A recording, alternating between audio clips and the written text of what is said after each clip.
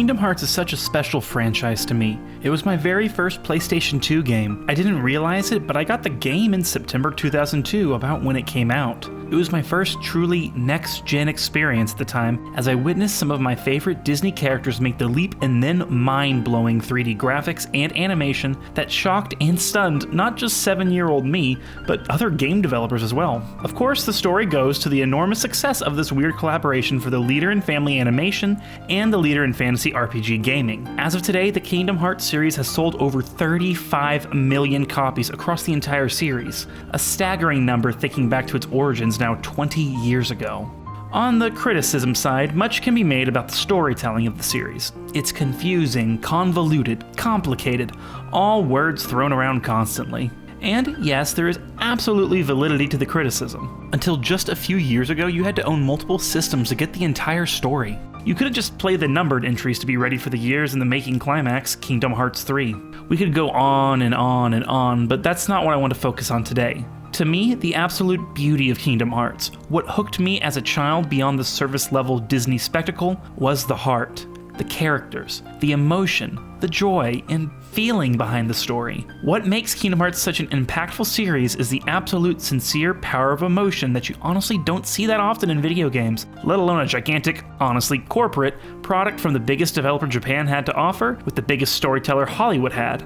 That's what brings me back. Kingdom Hearts has tackled an absolutely epic amount of subjects and ideas in its 20-year history. So today I wanted to take a look at the ones that stand out, the emotions and characters that impacted me through this series as I grew up, and along the way maybe hear from others what Kingdom Hearts' emotional journey has meant to them. So be sure you're subscribed for more content like this, give the video a like and maybe a comment after you're done watching. It helps the channel out enormously. Let's dive in.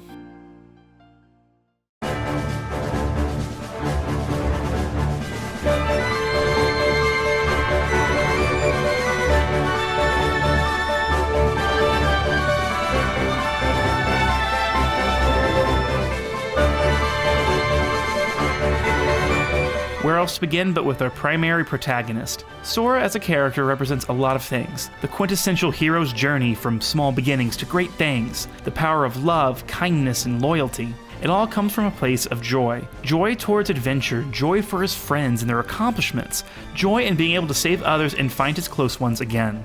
Sora really perfectly encapsulates the more Disney side of Kingdom Hearts. The core characters of the series go through a lot of hardship throughout, including Sora. From losing his memories in Castle Oblivion, seemingly losing his close friend Riku on multiple occasions, he always maintains a great sense of positivity through it all. That isn't to say he's just relentlessly positive, he's still a nuanced character who experiences ups and downs, but his core sense of being always returns to joy. Specifically, in the original game, Sora mirrors the player as they experience an entirely new action RPG world filled with dozens of Disney characters across diverse worlds. It's unexpected, exciting, and dangerous. It benefits all the more from being seen through the perspective of a 14-year-old kid. Sora's still growing up and coming into his own, so these new discoveries, new companions, and the new responsibility as the wielder of the Keyblade brings a refreshing sense of enthusiasm to all these new experiences. He, like Riku and Kyrie, craved adventure when on the Destiny Islands, and now he's getting it, just with a lot higher stakes than he ever imagined. Even through all of that, though, he approaches things in such a positive way that you can't help but feel his joy yourself. The foundation set for his character in the first game, Kingdom Hearts, is imperative. It really sets the tone for his journey throughout the entire series. Sora begins as very much a naive child. He has his friends, his home, yet he craves more, though he's not sure what that is beyond seeing the world. With the fall of Destiny Islands, Sora gets way more adventure than he bargained for, but still maintains his demeanor of optimism and excitement. He makes fast friends from Leon and Yuffie to his eventual party members Donald and Goofy.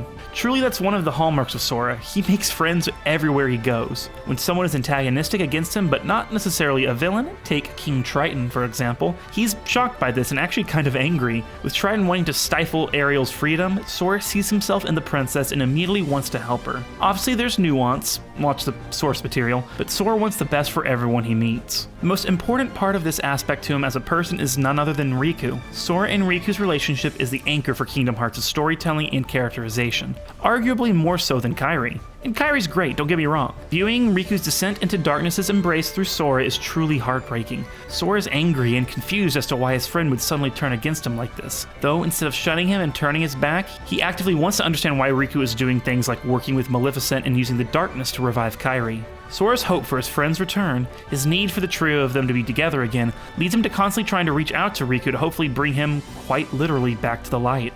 And Sora's a consistent character as his journey continues in future games. As he grows up a bit through Chain of Memories and Kingdom Hearts 2, he maintains his optimism while gaining a bit of an edge. He's tired of dealing with the manipulations of villains like Organization 13 and is confident in his own strength to know that he has what it takes to stop them with his own power and the power of his friends. The Sora-Riku relationship also operates as a huge emotional through line for Kingdom Hearts 2. Sora has no idea what has happened to Riku throughout the whole game, having last seen him as the doors to Kingdom Hearts itself closed. The reunion between the two, while Riku is still immersed in darkness making himself look like Ansem, Seeker of Darkness, is one of the most cathartic, powerful moments of the series.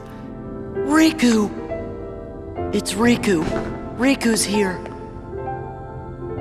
I looked for you. Come on, Sora. You've got to pull it together. I looked everywhere for you. It's Sora's intense bonds with his friends that make him such an impactful character. Having a video game protagonist who is so full of hope and an adventurous spirit is infectious, and when he has those low moments of self-doubt and despair, they hit harder than you expect. The climax of the series so far, Kingdom Hearts 3, features Sora at his absolute lowest point as he witnesses all of his friends disappear right before his eyes, leaving just Riku in front of him, protecting him from a violent and ferocious heartless attack. Because we have the frame of reference of Sora's disposition, the stakes are incredibly high.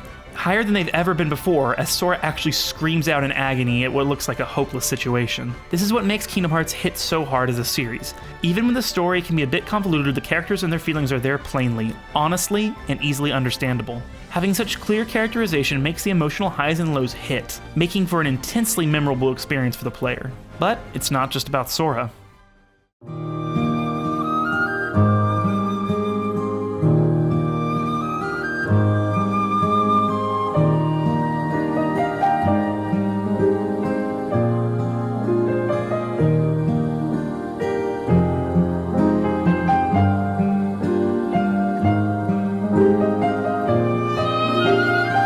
Kyrie gets a bad rap. Her role in the original Kingdom Hearts is largely that of damsel in distress, with her vanishing from the Destiny Islands after darkness consumes the world, leading Sora and Riku to find a way to save her. However, looking beyond the central premise, there's a lot more to Kyrie as compared to, say, Princess Peach in the Mario games. Kyrie has strength of her own, not just from plot devices like being a Princess of Heart. She's very much a character who really doesn't accept any kind of nonsense from anyone due to growing up around Sora and Riku's shenanigans as young kids. Because of Kingdom Hearts 1's plot, Kyrie is mostly off-screen and/or catatonic, so we don't get to know her particularly well beyond fleeting character beats. From what we see though, we witness her resolve and want to protect Sora, passing him a lucky charm to keep him safe after being rescued from Hollow Bastion.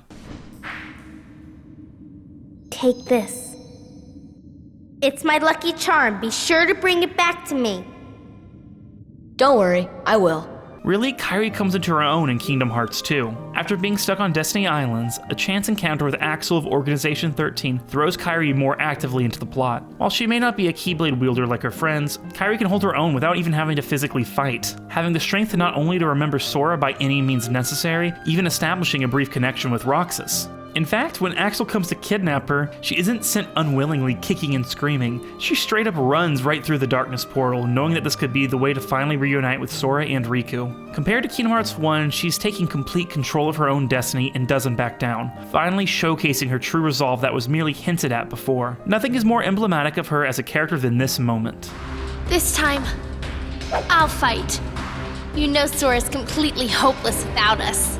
Kyrie finally gets to wield a Keyblade herself and has even more means of protecting those she loves. It's a clever way to subvert expectations. Kyrie originally is positioned as a damsel in distress, but that was never actually true. Hell, in the original Kingdom Hearts, when Sora loses his heart temporarily and becomes a Heartless, she's the one who rushes without any second thought to protect him, even though she could be hurt in the process. Now, unfortunately, as the Kingdom Hearts series was filled out with more quote-unquote side games, Kyrie and her journey fell a bit to the wayside. However, with the end of Kingdom Hearts' Dream Drop Distance, it became time for her to start training to become a true Keyblade master. Now, narratively, Kyrie's role in Kingdom Hearts 3 is a bit of a choice at times, but the roots of her character and her power stay consistent, always fighting to protect what she loves no matter the cost. It climaxes with the DLC Remind, where Kyrie finally becomes a playable character and takes control of the final fight with Xehanort, finally able to take him on for all the struggles this villain has caused her. It's a big moment and simply so fun. Kyrie's always been a powerful character, and that carries right over to her gameplay because she, to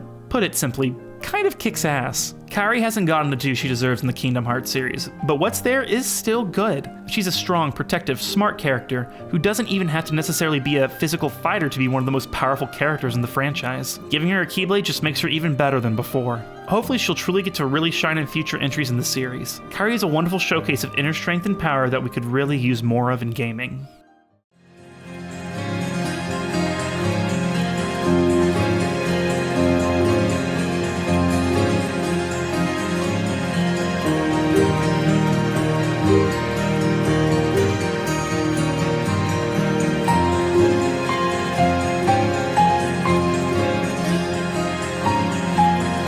Looking back as an adult at how Riku is in the original game, he's a little right? Like, dude, insecurity. But as a fellow insecure, that plus teenage angst really is a recipe for something pretty relatable. Riku is arguably one of the most complex characters in Kingdom Hearts based on his own emotional journey. Growing up, he was the leader of the pack. Sora and both Kyrie looked up to him, not just because he was a little older, but he was stronger and very easily commanded a room, or beach, for attention. He craved the same adventure as his friends, but his insecure tendencies led him to embrace darkness, egged on by the manipulations of people like Maleficent. Through his tough exterior, however, Riku is revealed as someone with intense, practically crippling self-doubt, especially after being confronted with Sora able to hold his own with the Keyblade. Riku loses the one constant in his adolescent life, being a protector, just like that.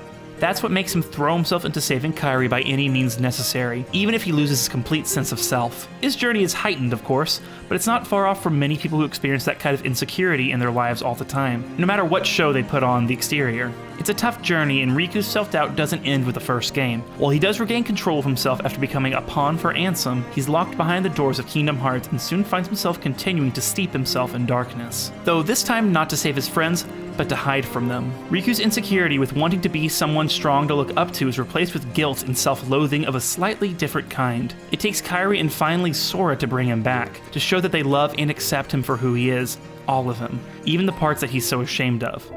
Why didn't you let me know you were okay? I told you. I didn't want to be found. Not like this. I couldn't. It's only then that he returns to his own original self, literally hiding his true appearance in the person that nearly destroyed him up until that point. Like the catharsis of Sora and Riku reuniting, it's here where Riku's own journey finally takes a full turn back to the light. He's still the same Riku, generally personality-wise. Riku is a sexy guy.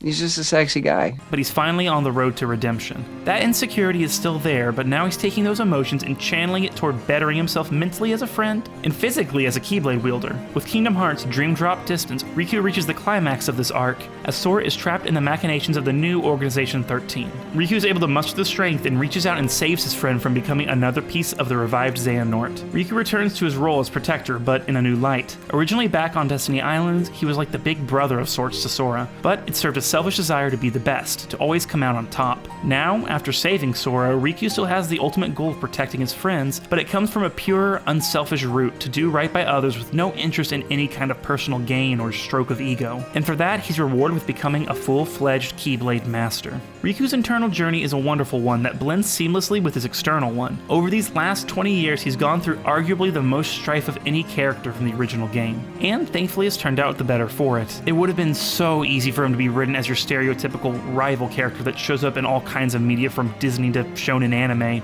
but the team behind Kingdom Hearts stayed far away from those tropes and crafted a secondary protagonist who went on a difficult path only to come out emotionally stronger than before that is fully worth celebrating. Now, where can he get his own game?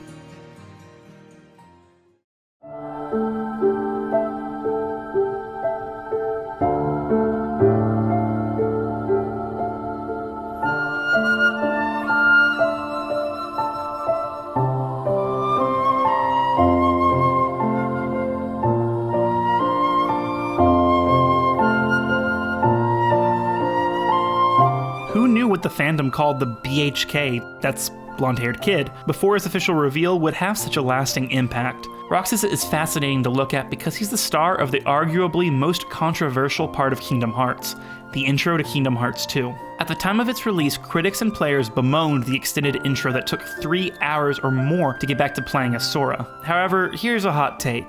KH2 Prologue good?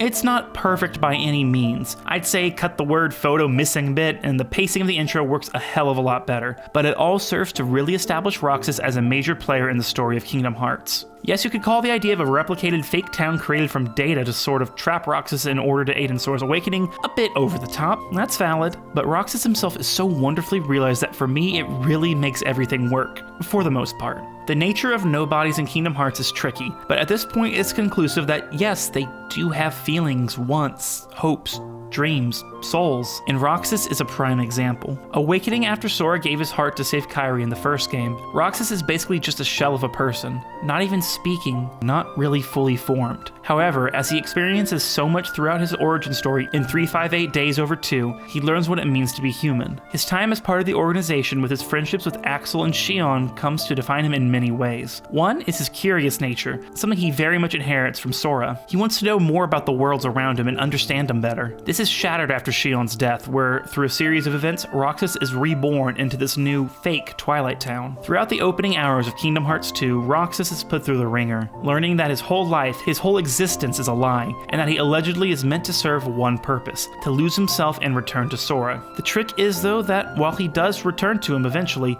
he doesn't really disappear. Roxas's experiences with the organization, while forgotten, along with his brief time in Twilight Town, gives him a new lust for life, a hope to continue on even though he's been through so much. Roxas's desire to exist and not be defined as a nobody, that moniker works on multiple levels, is what in turn gives Sora the strength to face his own challenges throughout 2's story. Ugh, that ending. Honestly, Kingdom Hearts 2 is one of the best endings in video games.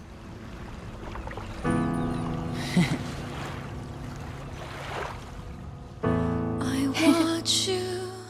Kingdom Hearts has its external physical fights as various characters clash with spectacle to spare, but what really makes this all work is just the amount of care and empathy it takes in crafting its heroes. And villains, we'll get to them. Kingdom Hearts 2 begins with such melancholy, such despair, as Roxas learns the nature of his existence. And the absolutely amazing release for him to still live on and find meaningful connection in the end honestly makes me tear up every time I roll credits in the game. Roxas would then sit on the sidelines a bit only to make the grandest of returns in Kingdom Hearts 3. The moment where he is finally granted his own body and is reunited with Axel, and the once lost Xion is honestly up there as one of the most poignant moments in the series. These nobodies appearing into existence tied to loss of others, told that they aren't truly whole, only to arrive fully formed by their own volition and strength and hope of heart, is wonderful to witness. Everything used to be a lie for Roxas, but now he sits in Twilight Town his own person, with friends old and sort of new with him. His will of hope prevailed.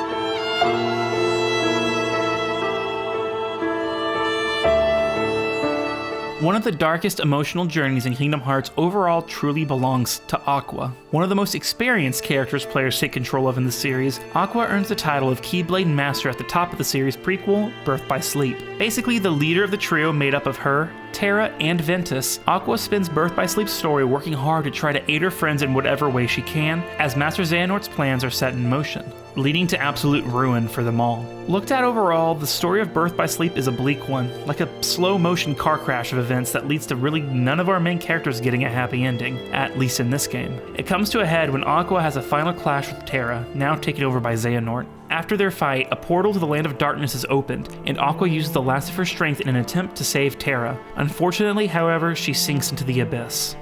Let's get it out of the way. The Land of Darkness is basically Disney hell.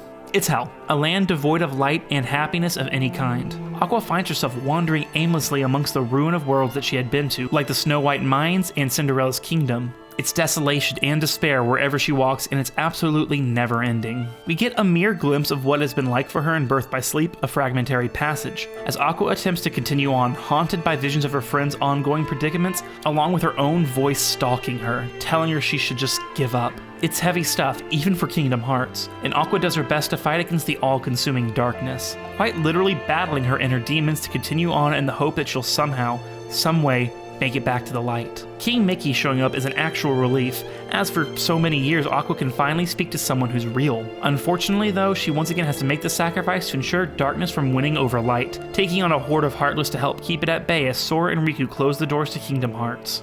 And Mickey loses his shirt. And thus, Aqua continues on, finding herself at the same beach Riku and Sora would find themselves at the end of Kingdom Hearts 2. And so she waits. To add tragedy to the despair, it's not enough, is it? When Riku and Mickey finally discover Aqua, it's seemingly too late. She succumbed to the darkness, and that voice inside of her telling her to give up has taken over, becoming what the game defines as anti-Aqua. In a dramatic fight backed by the saddest music ever, Riku and then Sora fights anti-Aqua as a last-ditch effort to bring her back as her voice echoes around the battlefield. Thankfully, with the will of the two young Keyblade wielders, Aqua finally opens her eyes, witnessing blinding sunlight for the first time in years. Returning to Kingdom Hearts' amazing use of catharsis, the utter despair Aqua has experienced so long, along with her struggle to fight, finally ends. And that pain is released, tears filling her eyes. A hand reaches out and she takes it. She's finally home. This, for me at least, is the ultimate moment of catharsis for Kingdom Hearts as a series. Ever since Birth by Sleep, we've seen Aqua struggle so hard to return to the light, potentially doomed to be trapped in the land of darkness forever. To have her finally saved is an absolutely beautiful moment. One of many during Kingdom Hearts 3's extended climax, might I add. And it really shows how deft the writing and storytelling the series can actually be to make these moments feel powerful, meaningful, and worth the wait. Kingdom Hearts, amongst all of the wild plot machinations, has an absolutely beautiful heart when it comes to its characters, each going on various journeys to become better, to grow in interesting ways that get a lot more focus and attention due to the sprawling, long-form nature of the series' storytelling. There's individual conflicts that are resolved in some ways in each game, sure, but the emotional journeys of its heroes continue on from game to game, and it's what keeps me and so many others coming back. But now, let's not forget the villains. The original villains of Kingdom Hearts are too afforded the same emotional depth the majority of the time too, and can resonate just as equally with players as the protagonists. One such player, FilmOtter in particular.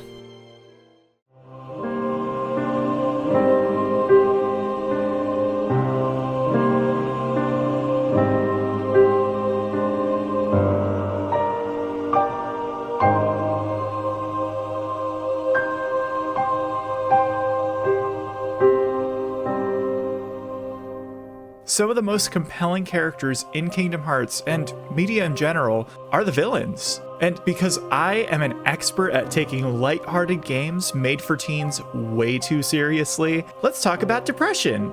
I mean, Xemnas. Where do I even start with him? As far as video game villains go, Xemnas gets my vote for being one of the most interesting. On the surface, his mustache-twirling plot to rebuild Kingdom Hearts is as by the numbers as it gets, right? But if you look a little deeper, Xemnas really represents a lot more than just a power-hungry maniac who's willing to gaslight the people around him into doing his bidding. To me, Xemnas represents how much the weight of depression can change a person's heart over time, especially when that depression is left to fester without professional help. When I describe some of my personal experiences with depression to people, I often tell them that it isn't just a deep sadness or a feeling of pain. It's no feeling at all. You feel nothing. Nothing is real. Took the words right out of my mouth, bud. What better allegory for dealing with depression than a shell of a human trying his best to become whole again and regain the ability to experience regular human emotion? That's a pretty compelling motivation to do some screwed up stuff, if you ask me. Now, as the games went on and the stories got a bit more intricate, Xemnas' journey faded into the background a bit, but his final moments in Kingdom Hearts 3 are the ones that really hit home for me. His entire existence has centered around finding a way to feel real, genuine emotions, no matter the cost. From his slightly confusing creation, all the way until his final moments in the Keyblade Graveyard, he's had one goal: to overcome his numbing depression. And once Sora defeats him, he finally comes to the understanding that his manipulation, lying, and gaslighting are the things that drove his friends away from him, not his lack of emotion or his unstable mental health. And those unconscious forms of self-isolation in times of deep depressive episodes are very real, and I'm sure anyone watching who's dealt with depression in their life can relate to that. Ironically, it's Xemnas' demise that speaks to me the most though. Throughout the series, Sora has been an inescapable source of joy, as Faux mentioned before. So when Sora bests Xemnas in battle, we could interpret this symbolically as a friend's light shining bright enough to help another see their way through some really dark times. Xemnas' final words, realizing the strength of a human heart, are quite a fitting end for his character, and a really good way to wrap up his arc. That's the most emotion we really see from him in the series, so it looks like in the end, he did achieve his goal. He finally got to feel something real, even if it was at the end of his life, and he didn't even need Kingdom Hearts to do it. He just needed a friend to reach out and help him see through the darkness. Or get beaten up by a 16-year-old with a giant key-shaped sword, but symbolism. It's a good time.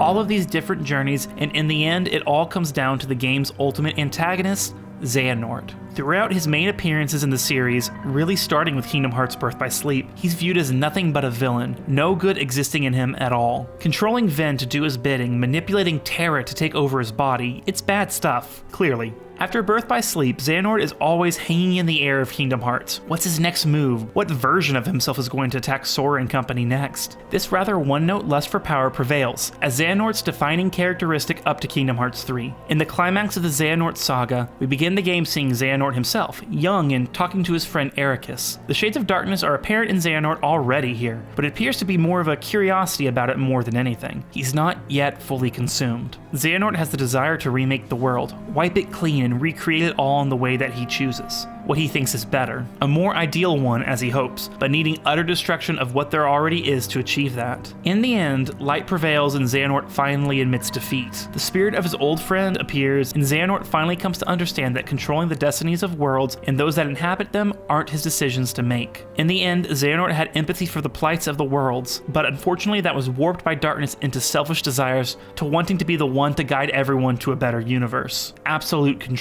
It takes Sora and friends along with Ericus and Terra to help him understand that his way of thinking isn't the way to go. It truly does come from a good place, empathizing with the strife of the war between light and darkness and wanting that pain to stop. But in turn, wanting to use pain in the form of another Keyblade war to achieve his goals perverted himself into villainy, blind to how wrong he was about everything. Sora's defeat of him gives him hope, however, as he understands that there's a strong enough force for good in the universe to keep complete ruin of the worlds at bay. Xehanort and Ericus' time was done, and the new generation of Keyblade wielders were destined to take their place in maintaining the balance without erasing everything. Xehanort's journey as a young Keyblade wielder is further explored in the mobile title Dark Road, as we learn that Xehanort had more friends than just Ericus, and that great tragedy befell them, leading to darkness creeping ever closer to Xehanort's heart, kickstarting his journey into becoming the ultimate villain of the series. Xehanort's realization at the end of 3 is tricky, as based on general reactions, some players did not want to forgive him for what he had done in the story. That's fair, but it's thanks to Kingdom Hearts' emotional storytelling that there was depth and meaning behind Xehanort's actions, and he didn't remain just a one-note big bad to defeat. There was meaning and emotion behind what he wanted to do, and it's been further colored in by Dark Road post Kingdom Hearts 3. In the end, I don't think Kingdom Hearts is asking players to forgive Xehanort for his actions necessarily. That's not what's important in this case. Instead, it's asking for players to empathize with him in turn and try to understand why he grew into the evil figure that had to be stopped at any cost.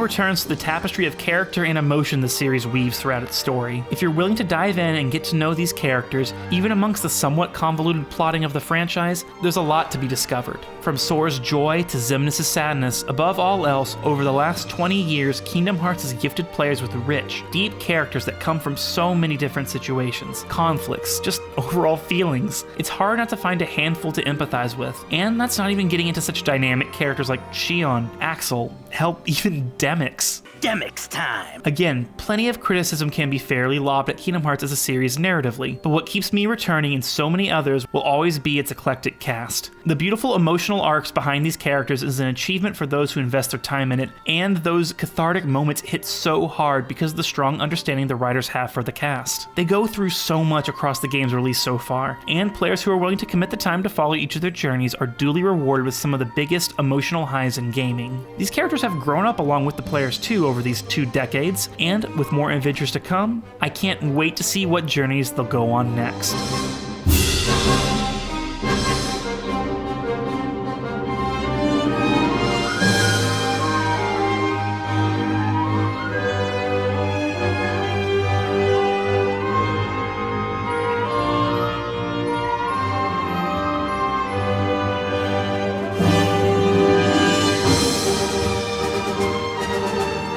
Thank you all so much for watching, and let me just say happy 20th anniversary to Kingdom Hearts. I can't believe it's been this long, and well, I just can't wait to see what's to come in the next 20 years. I'd also like to thank FilmOtter for his contributions as well for today's video. Otter, tell us where we can find you. Thanks, Faux. Hey everyone, I'm FilmOtter, or just Otter for short, and you can find more of my voice and my Kingdom Hearts hot takes over on my YouTube channel, where I post monthly video essays that I work way too hard on. In fact, my most recent one is another collaboration with Faux, where we both talk about how Kingdom Hearts changed the landscape of JRPGs. Go over and watch it, but please watch the whole thing before commenting.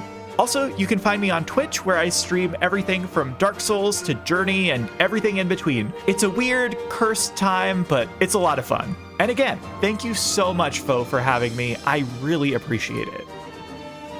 Thank you all again. Don't forget to give this video a like, subscribe, and hey, leave a comment down below with what character in Kingdom Hearts you resonate with the most. Big thanks to my top patrons, Jordan O'Neill and Oz. If you enjoyed this video, you can help support me on Patreon, where you can get all kinds of exclusive videos along with early access to videos such as this one. Happy 20th anniversary, Kingdom Hearts. Now, I gotta go, as I'm currently disintegrating into dust because of the passage of time.